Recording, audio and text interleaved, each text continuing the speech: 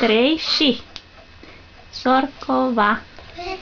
Lasă tăi să mă întâlniți ca un măr să floriți, Ca un fir de trandafiri tale ca piața, iute ca săgeți, Săgeata tare ca fierul.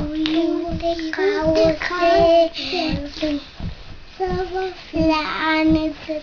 Să vă fie casa casă, să vă fie masa masă, bucuroși și peste. Noi vă spunem la mulți ani, la anul și la mulți ani. De-am fambat chir. Ce mai știți voi? Andreea, ce știi? Da, știi? Tawataruse. Hai să vedem ce știe Andreea.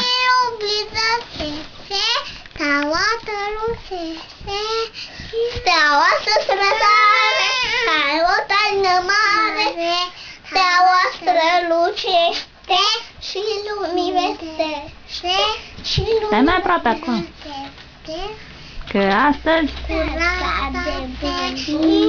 Alexa o iubesc paradis, noapte femeia, multe fel de chipuri ale nevăzute mâini o să seamănă anori. Am cântat eu! Orții anume, soarele se-l văd în când, o destamă în curând, o alungă subțiată, parcă nu a fost vreodată. Gata? Bravo! Ce mai știi?